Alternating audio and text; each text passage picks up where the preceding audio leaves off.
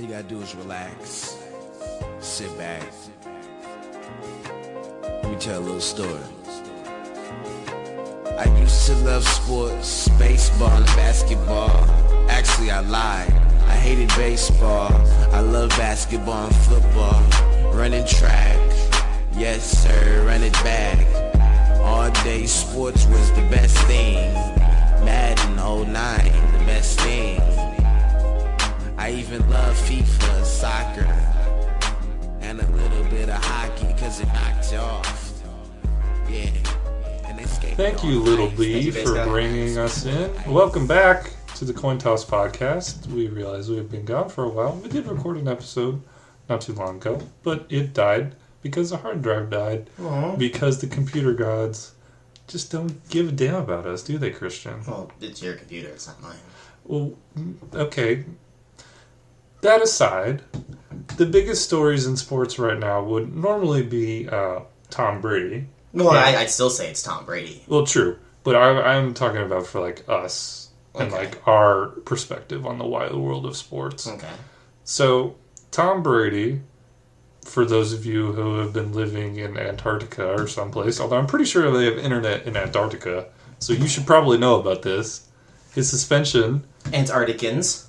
...has been completely done away with by federal judge Rick Berman. Mm-hmm. Not related at all to Star Trek's Rick Berman. Or ESPN's Chris Berman, as far as I know. Rick Berman, who messed up the Next Generation with his terrible Next Generation movies. But we're not talking about Star Trek. We're talking about Tom Brady and how not a lot of people seemed to think a full, elimination of the suspension was coming on. Why do you think not a lot of people saw this coming, Christian?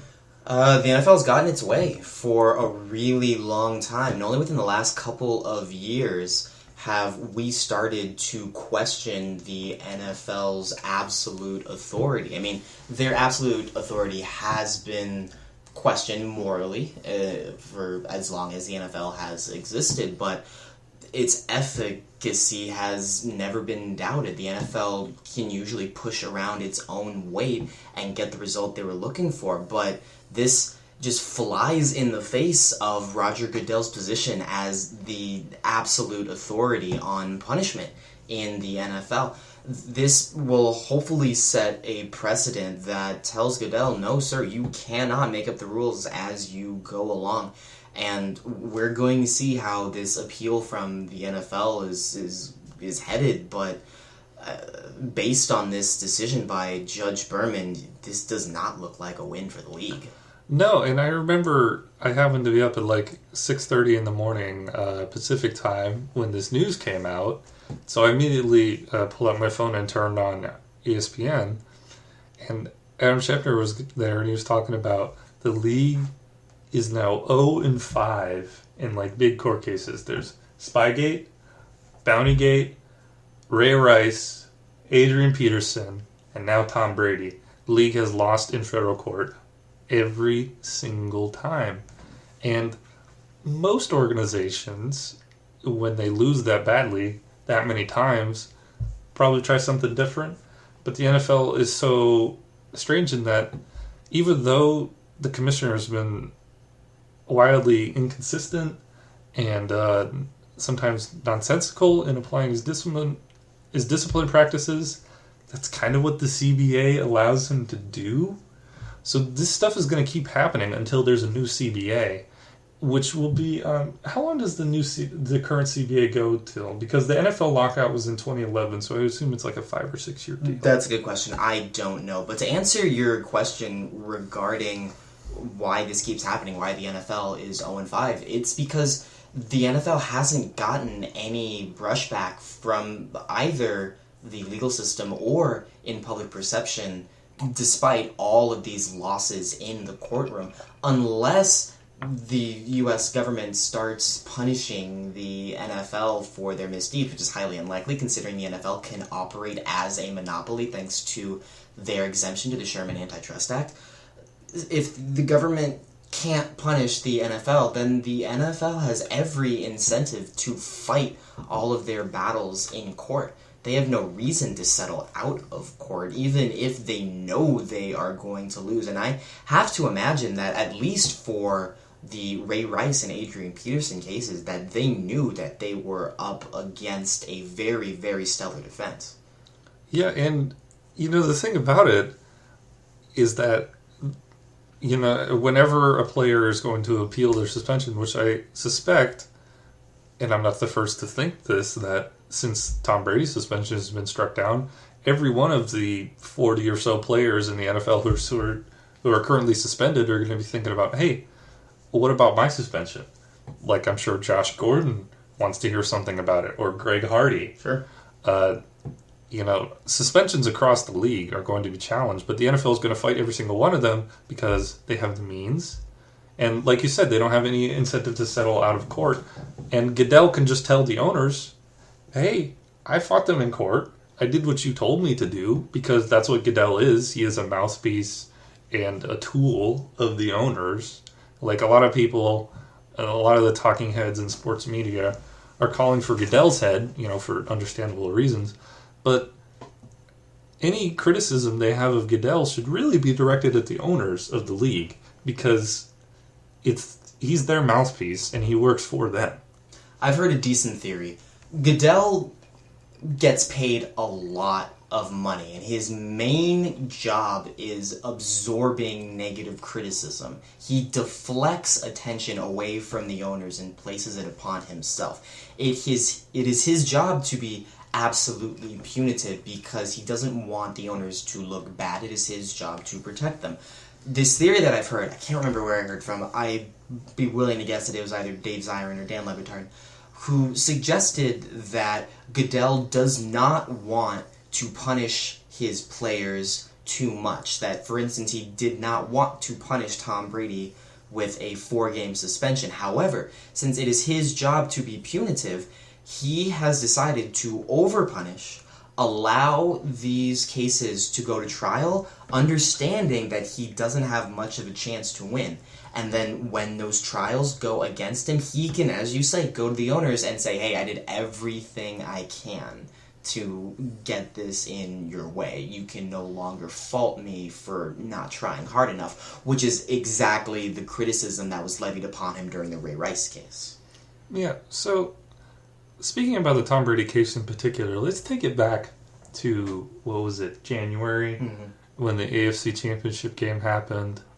And if you think back then, all this news is coming out about supposedly all these footballs were deflated, and maybe Tom Brady did, and they were trying to get Bill Belichick for a while, because everybody assumes that the Patriots are cheaters, and by everybody I mean teams that the Patriots beat all the time, and it was so amusing to me because when I heard what the allegation was, like deflating a football by a couple PSI, I was like, does that really matter? Because that seems like one of the things that, like, players think matters more than actually does. Then again, I haven't really played football, so I couldn't really tell you. But honestly, the Patriots were so superior to the Colts in every single objective way you can measure in a game of football, it didn't matter to me. I'm like, if you tampered with a football, like, there's a rule.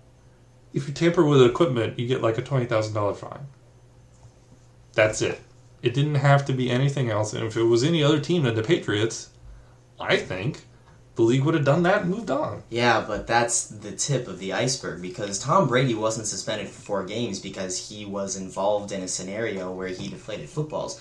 Tom Brady was suspended for non-compliance. Yes. He didn't listen to the NFL's investigation, and since the NFL believes themselves to be a legal structure, they decided to take it to the big boy courts, and that was their mistake, because their own investigation was so botched that there's no way they could have defended their integrity. Yeah, so the investigation that the NFL did, the Ted Wells report, commissioned by the NFL, done by Ted Wells, who is supposedly an independent lawyer, although he has many, many ties to the NFL. If you're under the NFL's payroll, you cannot possibly claim yourself as an independent arbiter. I'll tell you how he can claim himself as an independent arbiter, Christian. The NFL said he was. That was good enough for them. And so he is supposedly independent and conducts this investigation, and he hires this consulting firm, whose name I can't remember, and this consulting firm is known for terrible science. And so they do all this, quote, science to determine that, yes, these footballs were deflated intentionally, and then they say, okay, Tom Brady, turn over your phone. And Tom Brady, who is probably already destroyed his phone by this point, is thinking, you're not the police. I'm not giving you my phone, because he's getting good legal advice from good lawyers. And when the Ted Wells report got into an actual courtroom, it was completely torn apart by the scrutiny of a federal judge because, number one, the science doesn't hold up, and number two, the investigation was so haphazard. And I remember I heard about in the arguments that the judge, Judge Berman, was saying that, so wait, you want to suspend Tom Brady because it's probable that he knew that footballs were being deflated. And the NFL said, yeah, that's why we want to punish him.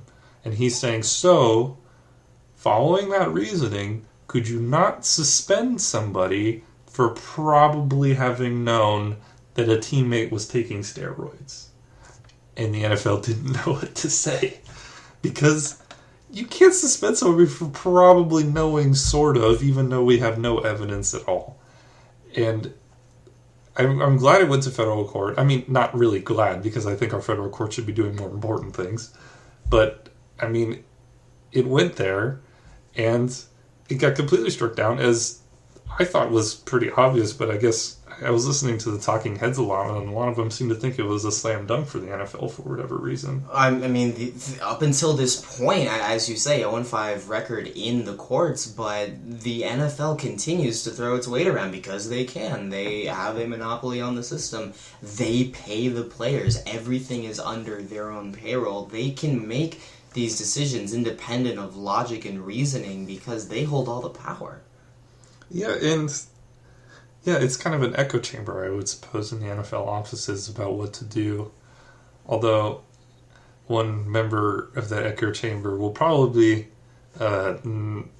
not be so much of a part of the echo chamber now is Robert Kraft, who is understandably a little annoyed. Although I heard that the Patriots will not seek to get back their draft picks or their fine, because they, in addition to this 4-game suspension of Tom Brady that the league tried to put through, the Patriots also voluntarily accepted the loss of a first-round draft pick this coming year and a fourth-round draft pick the year after this coming year. So, I mean, it's kind of... And Robert Kraft did that because he felt like it was for the good of the Patriots franchise, and he was trying to earn some goodwill. And then the NFL was just like, okay, Tom Brady gone for 4 games.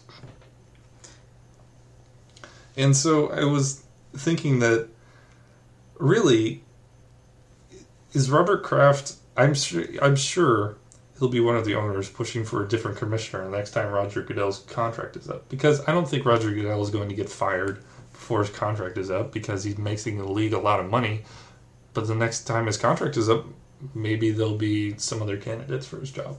Yeah, and one thing that I've always pushed for is the lack of independent thought amongst the owners. They tend to act as a monolith, as many billionaires do, but we don't see this in many other sports. In most sports, there's usually one ownership group that acts as an agitator against the commissioner, which I think creates a healthy power balance. For instance, in the NBA, Mark Cuban acts as that person whose job it is to jab at the commissioner's office.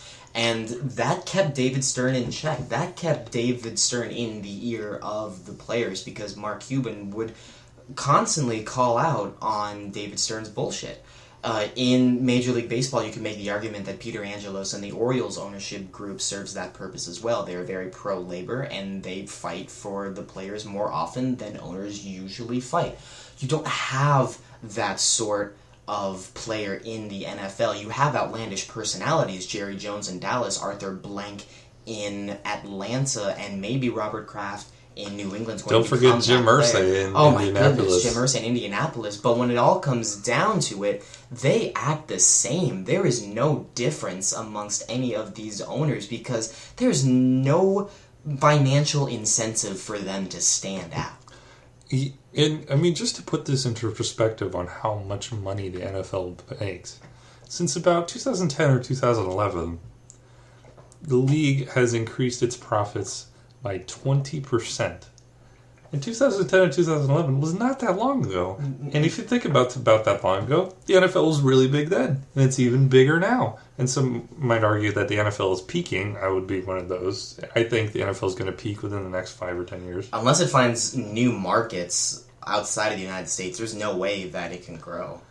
And so they are making so much money that anything that the commissioner does disciplinary-wise is really kind of secondary to all that. And, in a way, it's kind of secondary to the players' union because during the last lockout, the players' union was fighting for more guaranteed money, better services, more safety.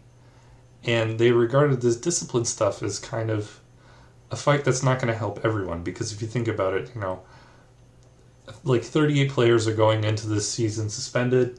There are over 1,000 players in the NFL. So it's understandable why the players' union wanted to focus more on things that affect 100% of the players as opposed to things that affect 1% of the players. Especially since the rates of drug use, domestic violence, and general misconduct in the NFL are lower than the average rates in the United States. Yeah, by quite a large degree. And, the teams, the traditional archetypes a lot of teams have as being like bad boy teams or whatever, like the Raiders. The Raiders don't have anybody suspended this year, so those kind of things don't really apply anymore. And like crime in the U.S., crime in football is going down. And even though a lot of players have been kind of shafted by the whole NFL suspension and discipline system, like the players' union rationalized, it's not going to affect all of them.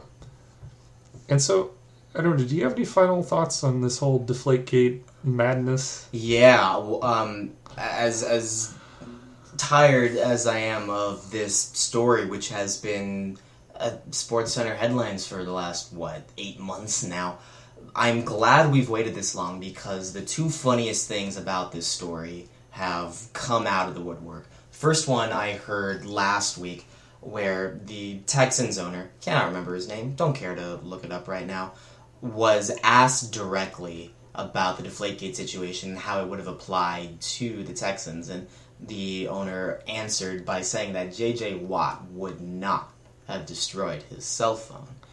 And first of all, can we stop putting J.J. Watt on this Paul Bunyan pedestal? He's kind of a phony, and he's not someone who should be revered because he hits quarterbacks very hard. I think Bomani Jones summed it up pretty well the day after the Texans owner said that. He's like, J.J. Watt, you can call him Captain America, you can call him Paul Bunyan or whatever, but he would have the same lawyers that Tom Brady did, and he would still have destroyed his cell phone. Most likely. And the other thing about this is that assumes that J.J. Watt is not a smart-thinking individual, because anybody with half a brain would look at the NFL and say, you are not the police. I have no legal obligation to give you my cell phone. J.J. Watt probably would have destroyed his cell phone just as well as Tom Brady. Anyway, that was the first funny story. The second funny story, that still has a possibility of happening, not quite sure, when Robert Kraft revealed that had Tom Brady's suspension been upheld in time for Thursday night's opener against the Steelers, the New England Patriots would have refrained from raising a Super Bowl banner, and in its place, they would have raised a Tom Brady banner for all of Gillette Stadium and potentially the entire nation to see. And as much as I don't like the Patriots, I want to see that happen. I kind of wish we all got to see that, but we can all imagine it pretty well, I suppose. And, well, the thing about that is, did you hear Roger Goodell is not coming to the opener? this coming Thursday. I'm not terribly surprised. No, I know it's not surprising, but I remember I heard a lot of people ripping into him and be like, this is his job to show up and be the face of the NFL and go to all these things, and he's ducking Robert Kraft. And I'm like, no, Roger Goodell just wants to do something else with this Thursday. Does anybody watch an NFL game to see if the commissioner shows up? Is your enjoyment of the televised product enhanced because Roger Goodell has filled 15 seconds of your screen and 2 minutes of propaganda during the production itself? Not likely. So, sticking with East Coast sports. That flag, hold up. Imagine how that banner would look. Like, okay, would a picture of Tom Brady holding the Lombardi, or would it be him during a game? No. I'm imagining Tom Brady shirtless in Calvin Klein underwear and Uggs boots, just raised up the top of the flagpole. All of New England applauds in ecstasy. You know that everyone would be on board with not raising a banner until the 5th game, except for maybe the other players that were like, hey, hold on.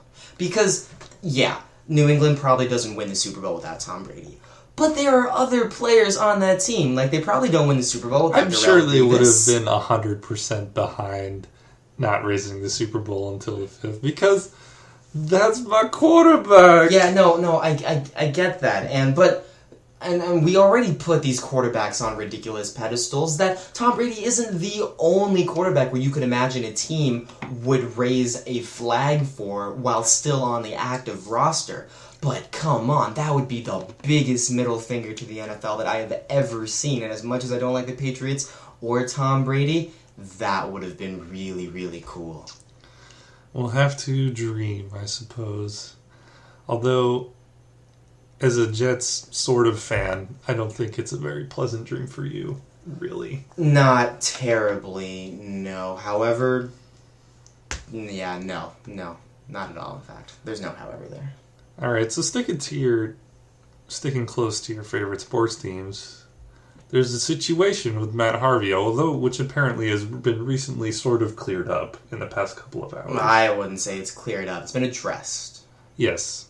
And I think that, so for those of you who don't know, Matt Harvey is one of the Mets' star pitchers. He's their ace. Yeah. Undoubtedly. He's been playing since about 2012. He's been in the majors. Mm-hmm. He's been a standout for pretty much all those years. He had Tommy John surgery in October of 2013. Mm-hmm. Sat out all of last season.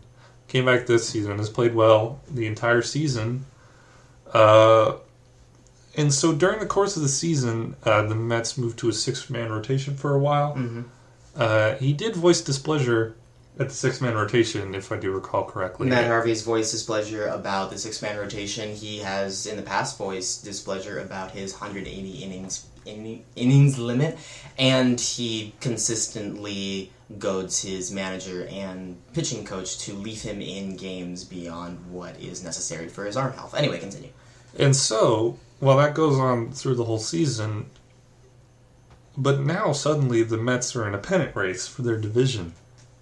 And just recently, was it Matt Harvey or his agent who implied that 180 innings was a hard cap for the entire season? Who implied that? Initially, it was Scott Boras who went to the media and... Scott Boras is his agent. Scott Boras, and MLB super agent, went to the media and voiced his concerns about Matt Harvey pitching above 180 innings because Sandy Alderson, the Mets GM, has come out before with comments saying the 180 innings was a soft limit if Matt Harvey's elbow would hold up, and if the Mets were in a pennant chase, then that limit might be extended to 190, maybe even 195 innings to accommodate for the final few starts. And at that point, Scott Boras said, hold up, I thought we agreed on a hard limit. And that's, Scott Boras' It's a misunderstanding. Job. That's a little miscommunication between the team and the agent, or maybe that's just Scott Boras doing his job, trying to stir the pot, trying to do what's in his client's best interest. That is what Scott Boras did. Scott Boras does that, didn't make that many headlines because he is an agent. This is what agents do. However, Matt Harvey the next day was interviewed in normal pregame things. Someone asked him about Scott Boras's comments, and Matt Harvey went on the record by saying that he always considered the number 180 to be a hard limit, unbeknownst to his coach Terry Collins, his GM Sandy Alderson, who thought that the limit was more malleable than what was agreed upon before. And when asked about pitching in the playoffs, Harvey did not say anything. He was pretty non-committal.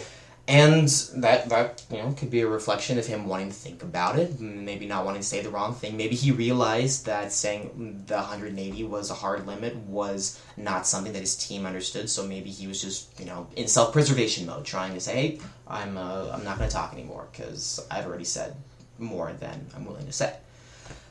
It's been hell for Matt Harvey in the 2 days since those comments have come out. Matt Harvey has faced a lot of scrutiny, not just from the Mets organization, but even more from the fans, and just a tremendous amount of venom and vitriol from the back pages in New York have been directed towards what was only a few days before the most popular player on the team. And it's so interesting because Matt Harvey, he's an excellent player, but a lot of people have had this kind of nagging feeling that maybe he doesn't want to play for the Mets. Harvey gives off this air of nonchalance or superiority. He's very much a Derek Jeter type without the natural charm that Derek Jeter has. He's very dry. He's not particularly funny. But he's a nice enough guy, and he's gregarious enough. He's been on the talk show circuit in New York during his rehab. And a lot of people, especially in New York, a lot of pessimistic Mets fans view this as a sign that Matt Harvey is looking for greener pastures. And coupling this with Harvey going on the record saying that he grew up as a Yankees fan gives a lot of Mets fans pause. It makes them think, hold up, this guy may be destined for pinstripes, especially since the Mets probably don't have the money to sink 9 figures into a power pitcher who could explode at any moment. And, in Matt Harvey, so like you said, over the past 2 days, has been blown up by not just the fans, but the New York media. It's got to be a little bewildering for his teammates, who I'm sure love the guy. Oh, yeah. And, and it coincides with a little bit of the slump that the Mets are having. They lost 2 games out of 3 of the Marlins. Mm-hmm. And now they have a 3-game series coming up against the Nationals, where he's going to pitch, I believe, for the first game. And so Mets fans, you know better than I, are anxious as hell because they haven't been to the playoffs in 8 years. There's been a fair number of collapses in that time span and before that. And this is September. They don't want another collapse. And so I think they're releasing that energy by freaking out a bit about this Matt Harvey situation. It's pretty clear that Mets fans don't understand the source of competence and incompetence because earlier this season, the Mets had about this 10-day stretch that was the most bonkers in my recent memory for any team to experience. And a lot of people point not just to that 10-day stretch, but there's one game in particular where their starting shortstop, Wilmer Flores, was informed that he had been traded to the Milwaukee Brewers. Misinformation on the part of the Twitter sphere, unfortunately. Flores, who had signed with the team as a 17-year-old out of Venezuela, cried on the field. He hadn't been taken out of the game because he assumed that this was going to be the last game that he was playing for the team that gave him a chance. Turns out it was a botched trade. Flores saved the team, and 2 days later, he hits a walk-off home run against the Nationals. Great story. However, a lot of Mets fans point to the Mets' success, to that game itself, and they credit Wilmer Flores and his red, bloodshot, teary eyes as the catalyst for the team's success, which is a ridiculous premise, but something that Mets fans held on for a while. So, if Mets fans can claim success from Wilmer Flores, if they collapse, Matt Harvey's the GOAT. And it's not even going to be a question, because Mets fans are going to look at his comments from 2 days ago and say, that's what turned the team around. They were a winning team before Matt Harvey decided to act selfishly. Now they are a losing team. And that's not a reflection of success in baseball. Matt Harvey will most likely have nothing to do with the collapse unless he pitches with the 16 ERA in his final 3 starts. It's kind of crazy, and it really brings out the darker spots of sports fandom.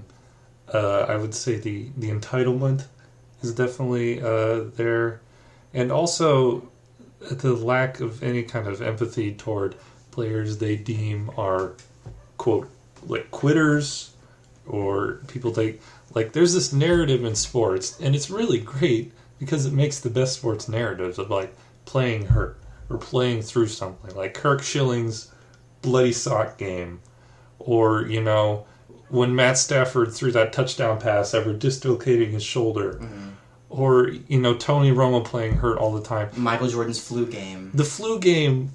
All these things are revered in sports fandom because they are so incredible. So we expect our favorite athletes to be like that all the time and never once think about their long-term health or their long-term financial health. But that's not really how these things work, because Matt Harvey obviously has plans after baseball. He would like to be able to, number one, do something with his arm, and number two, have millions of dollars. Yeah. These are both understandable things. He probably could have communicated this whole 180 innings message a lot better than he did. I'm sure he's learned a lot about it. I think for his eventual statement, he went straight to Derek Jeter's Players Tribune. I really love that site. It's been really good for that kind of stuff.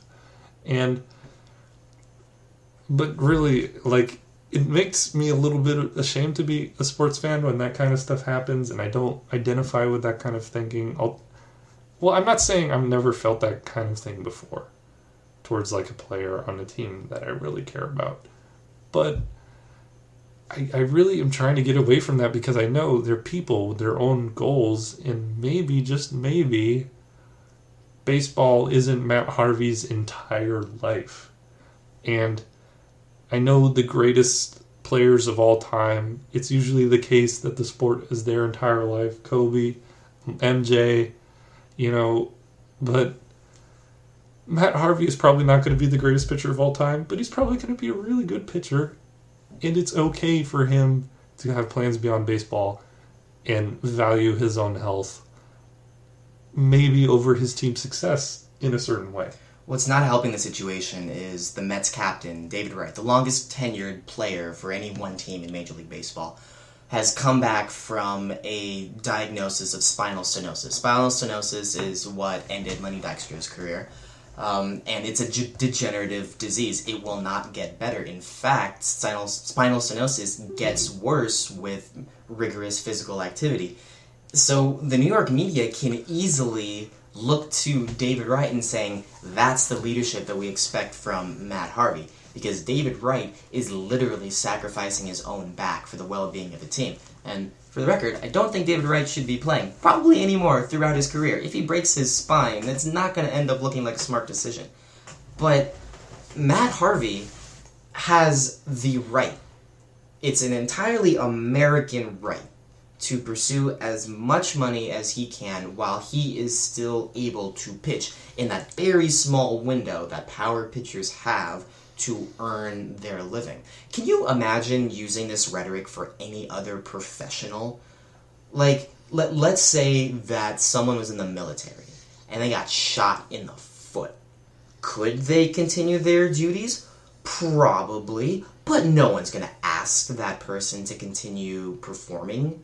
No one's going to ask a construction worker to continue working if they dislocated their shoulder. No one's going to ask a secretary to continue working if they are diagnosed with a disease that requires medical treatment. We do this specifically with athletes, and I'm not sure why. It's not hero worshipping, because we ask our heroes to step down when they're hurt as well. Why is it that we have the mentality that athletes owe us their bodies, specifically their bodies? It really goes back, I guess, to that whole, like, gladiator in the arena kind of mindset, because what are they playing for? Some of them are playing for the love of the game. Some of them are playing to make a lot of money. Most of them for both. But what they're really playing for is the entertainment of the fans, which makes a whole lot of money for all involved. And fandom is a unique kind of thing where it can be all-consuming in quite a lot of people's lives. And when you care that much about the successes and failures of this team that you're not really a part of, but you kind of fancy yourself to be, it limits your empathy towards these players, because you assume that they all love this thing as much as you do. But that's maybe not true. No. And I don't think it should be... I don't think that's necessarily true, but let's say that you're a fan of a sports team. Would you give up the health of your body in order to continue watching that game? You probably wouldn't.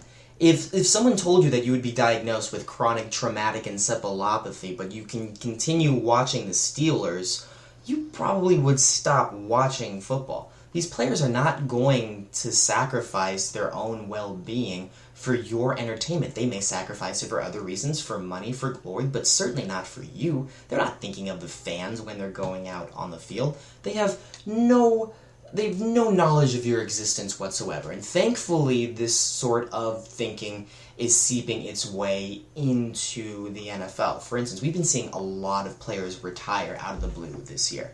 And not just hard-hitting players like Patrick Willis or Chris Borland, who've spent their entire lives knocking their heads against other people's heads, but people like Jake Locker, for instance, who was slated to make millions of more dollars as a serviceable backup quarterback in the NFL. He said, nah, I'm good. This is he too just much didn't for me. love the game anymore. Yeah, he said, and that's perfectly fine. Just like it's fine for Matt Harvey to say, you know what? I know my body more than anyone else. And we don't know what went into Matt Harvey's decision. I'm sure Scott Boras is whispering into his ear, hey, the less you pitch, the better chance you have of making $100 million in a couple of years. And I'm sure that influenced Matt Harvey greatly. But take a look at the Mets' designated list right now. The Mets have sent more players to the DL than any other franchise this year. And a lot of fans were wondering if maybe this was due to mismanagement by the training staff. They misdiagnosed a lot of injuries this year. And I'm sure Matt Harvey throughout the season was looking around at all of these players dropping to the DL throughout the season. And he's probably thinking, yo, am I next? Is my turn coming up pretty soon? Because I already spent a year on the DL and nothing good happened to me that year. If Matt Harvey becomes an ineffective pitcher within the next 2 years, he loses out on $100 million potentially. And that is something that every single freedom-loving American would try to protect, no? Yes, and with that kind of money comes with unprecedented freedom to do whatever the hell you want once you fulfill your baseball obligations. And the kind of freedom that we just can't imagine. He could study whatever he wanted. He could travel wherever he wanted. He could live wherever he wanted. He could raise his whole family up. Like, this is big stuff. And he could have communicated this better. He probably didn't understand how passionate people were about being fans. I mean, he probably understood that, people like seeing their team win and hate it when they see their team lose, but he probably didn't know the dimension of how scornful people can be. Like, I was on r/baseball today. There were a lot of angry Mets fans. Oh, a ton. And a lot of them were like, trade him now. Good riddance. Mm-hmm. He's nothing to us. Mm-hmm. And now he's put out the statement through the Players Tribune that says that he will pitch in the playoffs should the Mets make it there. So that's softened it somewhat. But People are going to remember this. A lot of fans were talking about Matt Harvey, and their main complaint was he did a 180. Yes. He is a hypocrite. He promised us that he was going to pitch, and now he's taking away that promise. First of all, every person has the right to change their mind. This is a principle of independent thought. Our opinions do not reflect who we are. They are simply things that we hold, and when presented with new information, it would be irresponsible for us not to change our opinions.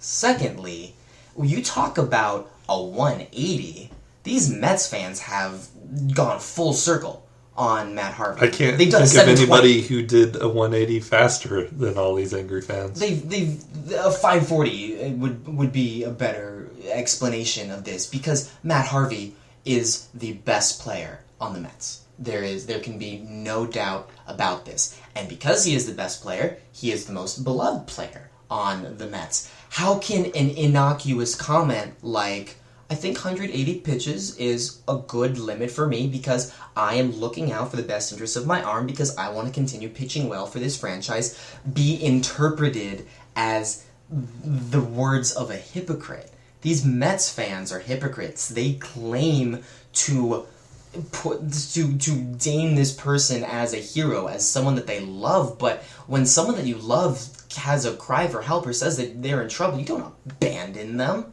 They don't treat Matt Harvey as if he's a human being. They treat him as if he's a toy soldier, and that is what disappoints me in general about sports fans, but in particular about my comrades right now. I am not happy as a Mets fan with the way my to be fair to Mets fans all over, the New York media has not helped this. No. They don't help Jets fans either. No. It's in the New York media, it's kind of unique. I mean, everywhere has tabloids, but like the New York Daily News and the New York Post, a lot of people are really into those things. Like a disturbingly large amount of people. Mm. And since New York is an extremely huge, almost disturbingly large city, there's going to be a lot of voices saying a lot of bad things about Matt Harvey because there's a lot of Mets fans, and a lot of Mets fans who read the New York Post and the New York Daily News. And it's this kind of critical mass of media craziness that leads to all this misconstruing and misunderstandings. And I can understand if Matt Harvey wouldn't really want to come back, but I would hope that he would make some happier memories and get beyond this. And I'm hoping for the Mets to take the division. I'm hoping for them to go far in the playoffs. Maybe not at the expense of the Dodgers. Well, that it looks as if the Mets do make the playoffs, they will most likely face the Dodgers. Oh man, that'll be fun. That'll be fun. One last word of advice to Matt Harvey. I doubt you are listening, but if you do choose to go to the Yankees, which would be completely understandable, they'd probably offer you more money. He'd have better to shave. accommodations. He would have to shave, unfortunately, but he's a generally clean-cut looking dude. He's not DeGrom. Yeah, he wouldn't get to hit anymore, although he's not much of a pitcher hitter. He's not that great of a hitter. He can hold his own. Word of advice to Matt Harvey: if you're having trouble handling the scrutiny from the media right now as a Met, it's going to double when you're a Yankee. You are going to be under the microscope, and it's not going to be fun no matter what you do, unless you have some sort of Alex Rodriguez type Renaissance miracle. Matt Harvey, if you want to go to the Yankees, please do so. Just understand, it's not going to be any easier than it was pitching for the Mets. So, that's definitely the biggest story in baseball so far. Can we talk about some, fun things? Fun things. I've been having a lot of fun watching Eurobasket. Why? For those of you who don't know, Eurobasket is the big European tournament of basketball, and it's going on right now. It started yesterday, and they're having matches in 5 different countries, and they have 5 different groups, and they run it how all these European style tournaments do. You get 2 points for a win, 1 point for a loss. The top 4 teams out of 6 in the group advance to the knockout stages. I like it a lot because I like watching national team anything. Really. Yeah, that's a good point. And I was watching yesterday the Croatia versus Slovenia game. Ooh. That was intense. And it was in the capital of Croatia. Yeah. And those former Yugoslav countries, I can understand any animosity. And both sides have a few NBA players. Zoran Dragic was starting for Slovenia, although I think he's moving to Europe this coming year to play ball. And Mario Hezonja, the Magic's rookie, was playing for Croatia, as well as the Nets' Bogdan Bogdanovic. And they were playing hard, and they were getting after it. And it was just entertaining basketball, and pretty good basketball, honestly. Like, a lot of crafty playmakers live in EuroLeague, and they can throw passes with the best of them, really. And there was this amazing no-look pass today in Croatia's game. And, I mean, it was a legit amazing pass. And there's multiple games on at one time, and it's all commercial-free. And... you know, then you get some like young NBA prospects like Giannis Antetokounmpo throwing dunks down. But France is also a really fun team to watch with Tony Parker and Boris Diaw and what's the Utah Jazz's center? Oh, I forget. Rudy Gobert. There we go. And it's just a lot of fun to watch. And I'm going to throw out my very limited American knowledge about basketball outside the United States. Can anyone beat Spain? Yes, actually, Slovenia beat them. Spain are one of the favorites, although Mark and Pau are not playing. Oh, okay. Is Ibaka still on no, roster? Ibaka's not playing either. Okay. The thing about Eurobasket is like it's a qualifying tournament for the Olympics, although for the countries that will probably qualify anyway, understandably their federations don't feel like paying the insurance policies on NBA players if they don't have to. Sure. So Mark and Pau are not playing.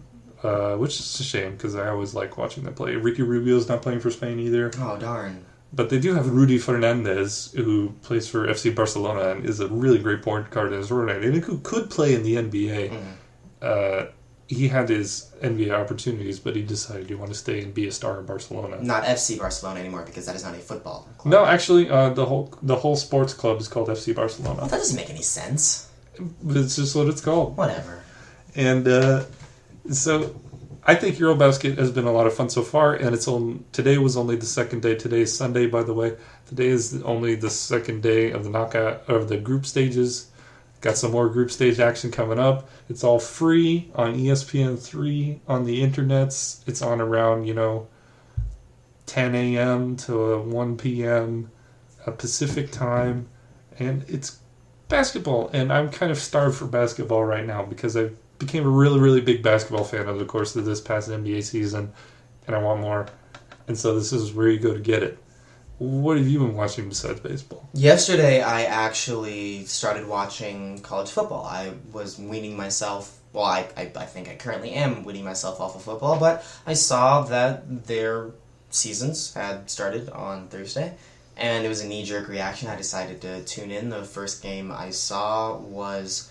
I believe Michigan, Utah, and I watched the first half and then turned it off. Michigan lost. Poor Harvey. Yeah, it's whatever. But on Saturday, I decided, you know what, maybe I can get into it a little bit more because there are two interesting games on. There was Texas A&M, Arizona State, and there was Wisconsin versus Alabama. And they were both taking place in NFL stadiums in Texas. I believe Texas A&M Arizona State took place at what was formerly Reliance Stadium, now is NRG Stadium in Houston, and Wisconsin Alabama took place at the AT&T Stadium in Arlington, which the Jerry Dome. I heard an excellent description of Arlington. Arlington, Texas is the hyphen between Dallas and Fort Worth. I think that's a brilliant description of it because everything I know about Arlington, Texas revolves around football and baseball stadiums. Anyway, my reaction to those games was those were pretty big games. Arizona State ranked, Texas A&M not, but still a potent offense. Wisconsin, traditionally good. Alabama, perennial threat to win the national championship every year. And I could not find myself entertained by any of it. And I'm not sure why that was, because I do have an animosity for the NCAA and their plantation mentality when it comes to the players that break their backs for unpaid glory. However, I grew up watching college football, and that was my favorite sport for a really long time. And I when I was 9, 10, 11 years old, I could watch any game on TV. And now it's just not interesting to me anymore, except, big caveat, there is one game that I'm interested in, and I doubt you'll guess this. Central Florida versus Connecticut. Are you familiar with this story? No, not at all. So, Central Florida moved from, I believe, the American Athletic Conference to Connecticut. They're probably in the Big East. I don't know. They're now in Connecticut's conference. And Central Florida announced that they had built this trophy, this very large trophy, to celebrate the rivalry between Central Florida and Connecticut. No one told Connecticut about this rivalry because a day later, Connecticut's AD came out and said, excuse me, I haven't heard anything about this. They haven't come to us with our permission. And Central Florida keeps on insisting that there is a rivalry between them and Connecticut, and Connecticut's like, what are you talking about? Central Florida has even trademarked a name for the game. It's called the Conflict, except, here's the clever part, they have capitalized the FL in Conflict and the CT in Conflict, Florida, Connecticut, ha ha ha. And Connecticut still continues to be very nonchalant about this. And this is honestly my favorite part of the story. The trophy has the result of last year's game on it, a game in which Central Florida won. Connecticut and Central Florida played a year before that. Connecticut won that game, but they didn't put that score on the trophy. So I want to see what happens in that game. This is a rivalry game, yesterday? Apparently. No, it's going to happen sometime this season. Okay. I want, for no other reason but to see how Connecticut responds, because I'm sure there was some thinking on Central Florida's part where they thought, hey, if we start this rivalry, Connecticut's going to be like, I'm going to be a rival too, but Connecticut's not having any of this, and that's hilarious. There's nothing more hilarious than a manufactured rivalry. It just doesn't work. Why did they choose Connecticut? Connecticut! What does that have anything to do with what goes on in Orlando? It's completely mind-boggling. That's a very amusing story. I'm glad you let me know about that. Yes, this exists. And college football is a bit of a Wild West, but there's usually some decorum that takes place. But to know that realignment is still wreaking havoc on local rivalries is hilarious, because Central Florida, they no longer play schools from Florida. They don't play South Florida. They don't play Miami. They don't play Florida State. They don't play University of Florida. So they gotta find some ways to get their fan base juiced, and I guess trying to pick a fight with UConn is how they decided to go about this. Well, that's just the weirdest thing. So, there you have it. We have European basketball, baseball, and not much else going on right now until next Thursday. Christian, will you be watching the NFL debut? No, I'll most likely be packing. Oh yeah, that's right. When do you leave? I will be leaving for Europe on Saturday. I'll be gone for a year. But that doesn't mean the end of the podcast. Skype exists. Sure. And it might be a little more irregular than our already irregular scheduling, but I'd be happy to escape from Spain and talk about American sports for a while. I bet Eurobasket will still be going on when you get there. If they have a game where you're going, maybe you can go to it. Maybe. Is it taking place in one location in Europe? No, it's like all over Europe. Okay. Because Ukraine was supposed to host it this year, but Ukraine's kind of a mess. Yeah, they are. All right, so I think with that, we'll let Little B play us out. Oh, speaking of, if anyone gets a chance to listen to the Lil B Chance the Rapper freestyle mixtape, do so. It's not going to blow your mind, but it's a whole lot of fun. All right. Good evening, y'all. And remember, toss your coins. That's our new catchphrase. Fine. That's like salad tossing. Ooh, I'm just having fun with it. Thank you for. I just wanted to say the fact that I'm talking to you right now means that you're listening right now. So shout out you. Shout out you. Do your dance. Do your dance. Shout out you. Shout out you. Do your dance. Do your dance. Look at you. Look at me. Look at you. Look at me. Look at you. Look at me. Look at you. Do my dance. Do my dance. Look at me. Look at you. Look at me. Look at you. Look at me. Look at you. Do my dance. Do my dance. Do my dance. I'm just saying. Just in case you didn't know, you can keep on doing Zans. That shit bad for you, and I had to just go tell my fans. If you got a problem, what's up? It's me and Lil B. Niggas can bust, but we just got a problem with trust, and not the ones that ain't like trust. That's a production joke coming through, but I don't fuck with you. Until we understand we untouchable, then we can understand that it's unlunchable. I mean, it's sweet like 4 kids. Come on, beat by 4 vids. Beat by 4, I'm giant. Coming through, I'm flying.